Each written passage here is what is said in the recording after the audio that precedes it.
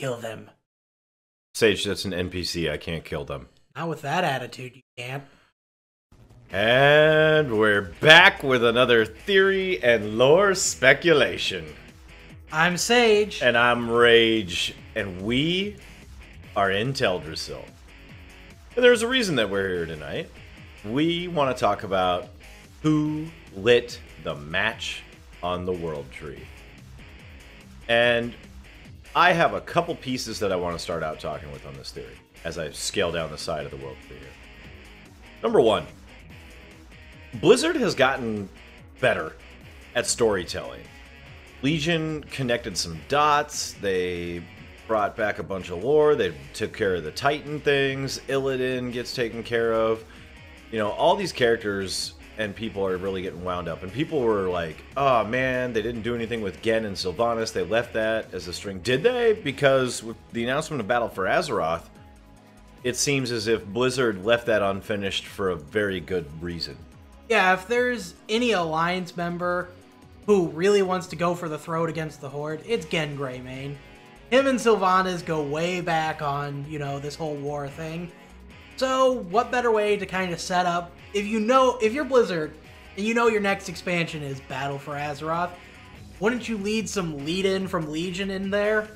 Exactly. It's not that they forgot about it or did a bad job storytelling. It's that they left it open for a reason, because we had bigger fish to fry. And yes, that was an unfinished thread, but it was unfinished for a reason.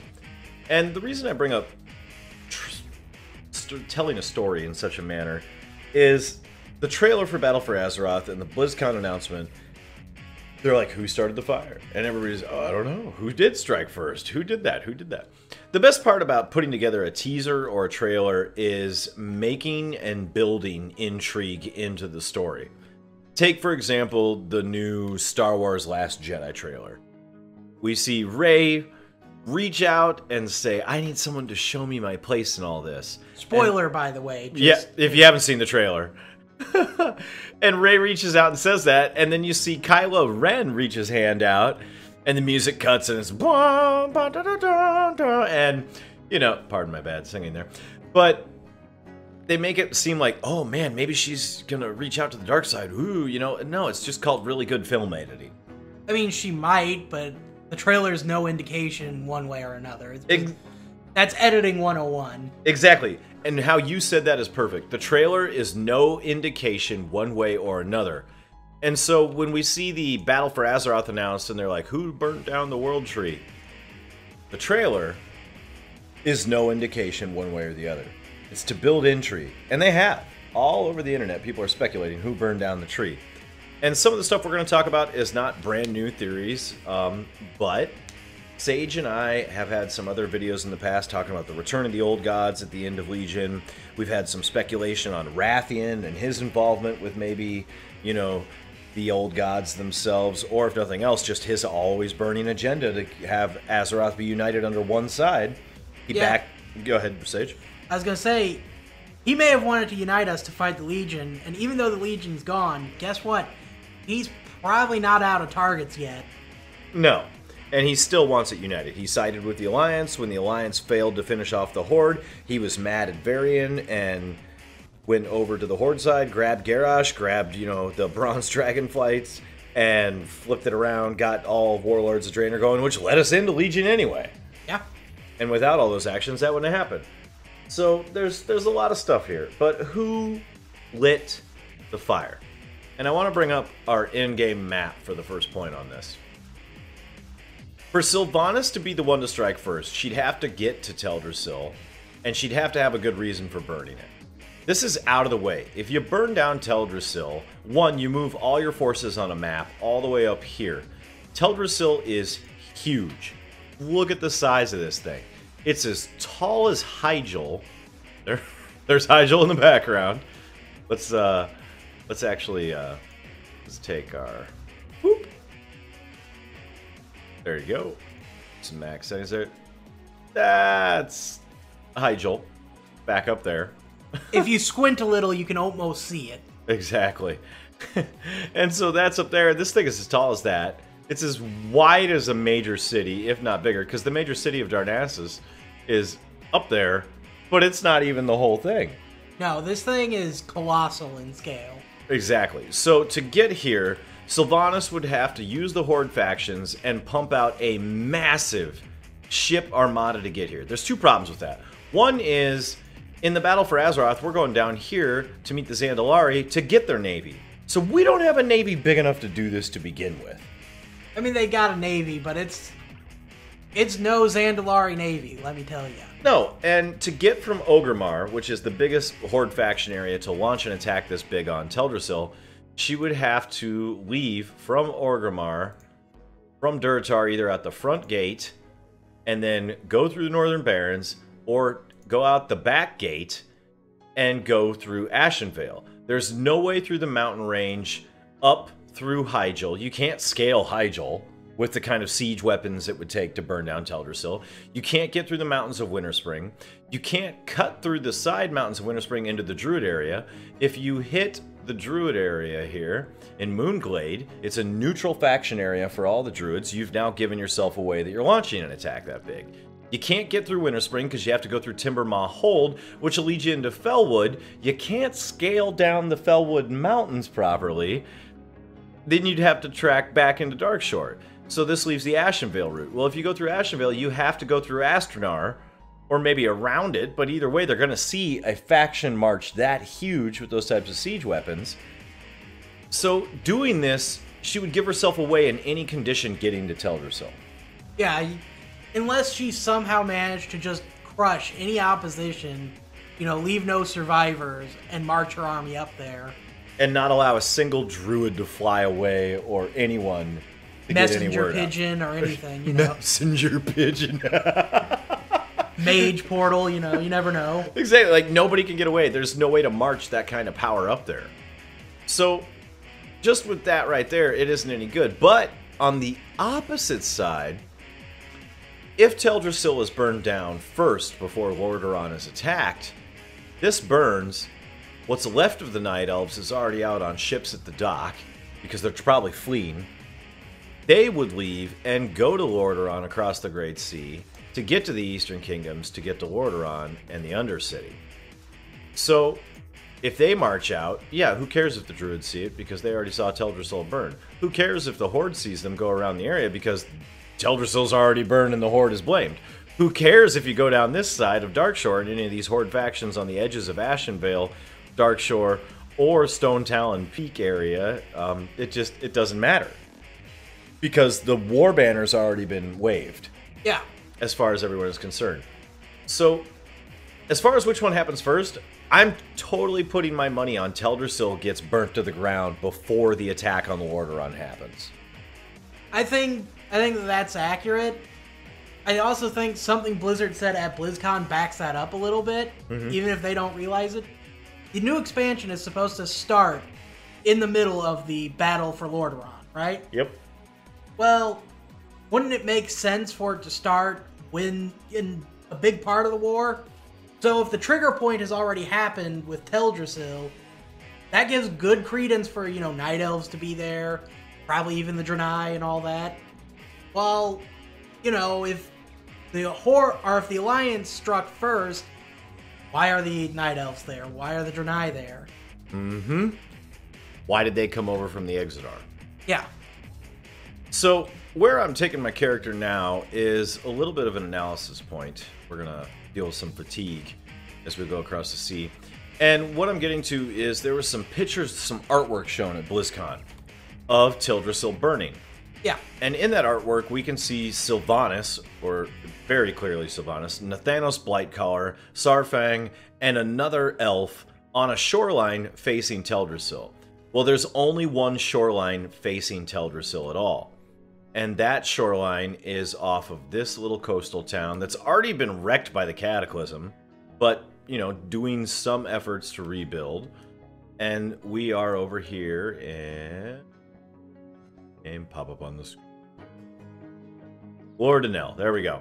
So if we look at this artwork, which is where we're going to end in the in-game footage here for a little bit, it would be about here, facing the mass of Teldrassil. Somewhere along the shoreline, Sylvanas is standing in these artwork. We're going to go ahead and exit our game. Exit. Oh. And I want to pull up... Yes, that is Jeff. Sage and I think it's funny. You don't have to, but we do. And so this is our first image that we come across here with Teldrassil not burnt to the ground yet. But yeah. there's a lot to observe, not in the background, but in the foreground. And the first thing that Sage brought up, and Sage, I'm going to go ahead and let you take this wheel, is the weaponry scattered about. I don't know if anyone else would agree with me here, but that doesn't really look like Horde weaponry, if you ask me. That looks more like Lions. As far as I've always saw it, Horde kind of have more rough around the edges kind of weaponry, while Alliance is more smooth, streamlined, kind of decorative. Mm-hmm. Do you agree with that point? Absolutely. I mean, the weapons are not like more crude axes and everything else like that. The banners don't have any troll or orcish bones holding them together like most banners do. This looks like what was left of something that strike the Alliance. And so in this scene, we see Saurfang, Nathanos Blightcaller, Sylvanas Windrunner, what we think is Saurfang, besides that, and somebody else here who's been shot up pretty bad. And then we see a couple ships out in the background. These ships in the background are not of Horde design. These are of Night Elven design and Alliance design. Maybe that one could be Horde design, but I don't think so looking at the art here. And what is all over Teldrassil here? Where's all this gold stuff? Is it just glowing in the night because it is a world tree and it looks beautiful? Totally could be. There's been some other theories. We're going to come back to that here in a bit. But let's go to our next image here. We zoom in a little bit, and this is a night elf, or an elf in general. It is nighttime and it's dark, so we can't really tell by skin color tone between the two. But when we go to our other image here, we see a mass difference. This is blue armor with some yellow gold etching. That is not a night elf here. It has skin tone to it, like more like a blood elf or a high elf. And so a lot of people are speculating that this is Varisa Windrunner. Varisa Windrunner is Sylvanas' sister. Now, the images here is somebody shot up like the battle when it didn't go their way. And then later on, when Teldrassil is on fire, we still have these sparkles here, even in the fire. That's what I want to point out. Is it just glowing because it's a world tree? I don't think so. I think it's got some sparkles and some glow to it for another reason, which we'll get to here. But Varisa is now comfortable, arrows removed, Sylvanas is not in a stance where she's attacking this person. I totally believe this is Varisa Windrunner. So to put some speculation together here, we're going to go through 3 different theories on who lit the world tree on fire. Spoiler, none of them are Horde. There we go. Sage and I totally don't believe that the Horde started this at all. Here's my thoughts. You're a Windrunner. You're Varisa. Whether you have issues with Sylvanas or not being a part of the Horde, as we hear Varisa talking at the end of Legion up inside the Vindicar, whether you have issues with her or not, she's still your sister. Sylvanas, to her, whether you have issues or not, is not going to let her die. Sylvanas, Nathanos, and what we think is Saurfang are arriving after a battle has already taken place. It's been something lit this whole place on fire. So that's the thing. Lord Anel is already burned to the ground. It's already razed in military terms. Teldrassil is not. So something's coming this way. So we have 3 possible ideas here that we're going to run through. And the first idea of everything that ties all 3 things together is this. No matter which theory we give coming up here, is that Varisa caught wind of what was going to happen, tried to warn the Alliance and her sister and say, if you don't get here and we don't stop this, Sylvanas, the Horde will be blamed for the attack. So if you're Sylvanas, and we already covered you can't take a massive army through all these areas, what do? Well, we know that she takes Nathanos with her when she goes on critical strike missions, like she did in Stormheim.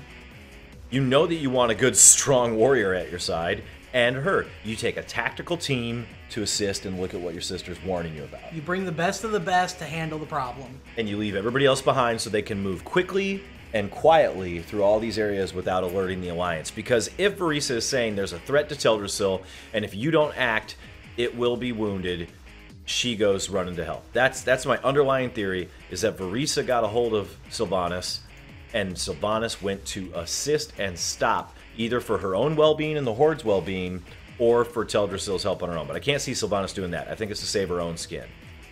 So, theory number 1, Sage, you want to introduce our character for this one? Theory number 1 is Wrathion. Our good old Earth Warder buddy here, leader of the Black Dragon Flight, or what's left of them after Deathwing. And let's go back to Pandaria. He has been, from day one, pushing this one faction idea. This is like his thing. Originally it was to fight the Burning Legion, now they're kind of dealt with. But let's face it, Wrathion's got new enemies. He's always going to have new enemies. So what better way to start a war between factions than to burn down the World Tree and then pin it on the Horde? Oh, exactly. And then, if not just to get the fires relit and going, to get the faction war going again, what if, in speculation, that glowy stuff, when it's burning or when it's nighttime, is Azerite? What if the World Tree is coated in Azerite? Azerite is the lifeblood of Azeroth. The World Tree's roots dig in deep enough to the world to be affected by old gods, to be points to bring the emerald, to bring the nightmare into reality, into our world. Their roots go so deep that it could totally soak it up. And if it's covered in Azerite, there could be other factions coming after it to burn it down and raze it to the ground that are not the Horde. It could be the Twilight Hammer. Yeah, the servants of the old god, they're going to be one of grabbing as much of this stuff as they can get their hands on. Or maybe, because it is covered in Azerite, it's already been corrupted, because that's kind of a speculation piece, and maybe Wrathion sees the tree is a threat. That much Azerite in one location is a threat, and it will damage the Earth. And he still, no matter what, is the Earth Warder. When he picks one faction against the other, he's still fulfilling what he thinks is the best idea, which is protecting Azeroth and the Earth. Yeah. Even though it is some very destructive means. So what if Wrathion comes over here, burns it to the ground, and Varisa catches word that that's somehow happening, and Sylvanas comes to help out and assist? What if Wrathion burns it down for good reasons, besides just starting a war, and then, as Sage, you said, is making lemonade out of lemons? Yeah, because, you know, he could take what he's got of the Black Dragon Flight, which, going back to a point Rage made about moving an army, you need some serious firepower to burn this thing down. You know who has serious mobile firepower? Black Dragons. Or the Black Dragon. The Black Dragon. So, you know, Wrathion is still on his, you know, one faction thing. So, save Azeroth by burning down something that's siphoning off a lot of Azerite, and then pin it on the Horde to get your one faction. And that starts our war again, and that brings up a point that's going on in the beta right now, some footage that was found on the floor at BlizzCon. There are these new buildings in your major faction cities of Orgrimmar and Stormwind, and they're called embassy buildings, and they're all about reaching out to those new allied races. And in the Alliance embassy building is Wrathion himself, standing there encouraging the players and the faction leaders of the Alliance to reach out to get more people to fight this war. Fancy that. Wrathion right there in-game going, hey, we gotta fight. We gotta win. Why wouldn't he start it just to get it going and get the ball rolling? Which, of course, if you're Sylvanas and you hear word of another group coming in to get you blamed, you'd be like, oh, stop it. Yeah, she would not be down for that. Exactly. And the reason that I also say I highly doubt Sylvanas lit Teldrassil on fire is if you go back to the Broken Shore. When Sylvanas is having her last words with Varian, as you're fighting the boss that killed Tyrion, they have this witty banter back and forth. Varian will scream out, it's coming over to your side, and she'll cry out, well, let us show you how you actually fight. And there's this awesome, like, flirtatious rivalry banter between Varian and Sylvanas. But when they go up their separate ways, for her to take the high ground and Varian and the Alliance to take the low ground, they wish each other luck. Yeah, they are not enemies at that particular moment. No, and there is a bond there. And Sylvanas didn't pull the Horde because she wanted to screw over the Alliance. She pulled the Horde out because they were gonna die. Yeah, Vol'jin was down, and they were getting overrun. It was either retreat or die. And so she chose to save the Horde. So again, I can't see her doing this with all the geography and everything else like that. So Wrathion is our suspect number 1. Suspect number 2. Let's go back to Jeff here. Hi, Jeff. Suspect number 2 is this right here. That is the symbol for the Twilight Hammer. These guys are the servants of the old gods. They can be anywhere. Rage, again, going back to his point on moving an army up to there. Well, what if you don't have to move an army?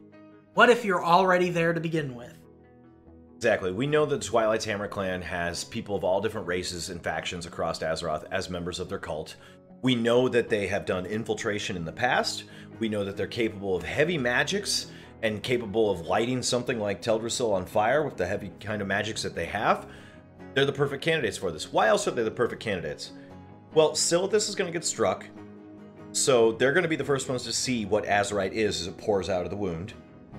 But we're going to get sent there right away by Khadgar. We're going to go, we know that we're going to retrieve the Heart of Azeroth from Magni in this area. So both the Alliance and the Horde are already going to be fighting here, and they're going to be kicking the Twilight's Hammer Clan out of the area.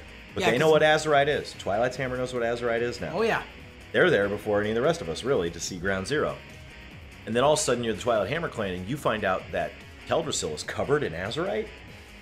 And you know that it's fuel for your old god masters? Well, you can't climb the thing. You can't tear Teldrassil down to excavate all that Azerite. What's the fastest, easiest way to get to the Azerite and remove the tree? Burn down the tree and gather what's left. Exactly. Boom. Night Elven Children tears plus fire. Step 3, profit. Accurate. And why do we say the old gods are involved? Not just because we've speculated on old gods before on this channel, but because we know that the first raid we have in Battle for Azeroth is a Titan facility that was built for containment that has malfunctioned. And has corrupted the entire area around it of, what was it called? I don't remember the marsh area, though. Yeah, it's a swamp filled with blood trolls. It's pretty awful. And it's already contaminated the area. And that's old god-related Titan containment stuff. And they always contain old gods. We also know from BlizzCon that we will fight Queen Azshara. And guess who holds her under their thumb? N'Zoth holds Queen Azshara under his thumb. Yes, she has a long leash, but she is not her own master. No. She serves N'Zoth, and we know that. So, the Twilight's Hammer could have already infiltrated. Again, Varisa Windrunner could have caught word about something that the Twilight's Hammer clan was up to, tries to get some backup in here to undercover who these espionage people are.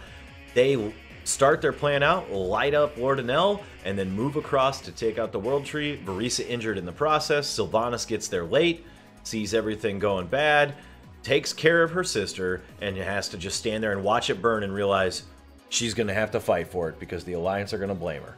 Yep. And then there's theory number 3, which doesn't take quite as long.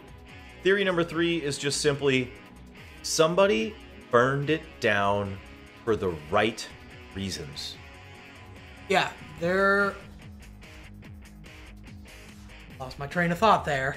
Somebody caught word that Teldrassil was a threat, besides maybe even Wrathion. Somebody realized that something was wrong with the amount of Azerite that potentially the tree soaked up. And somebody realized that the best option to do was to burn it down to remove the threat. Yeah.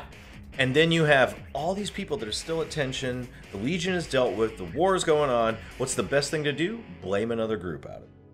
Yeah, you know, if you're going to want all the Azerite or prevent someone else from getting it, only real option is to destroy it. Because the only people who could actually extract all that Azerite would be the Night Elves. They're the only ones who have access to the tree at that level. And guess what? If you don't like the idea of any faction holding on to it, you gotta stop the Night Elves.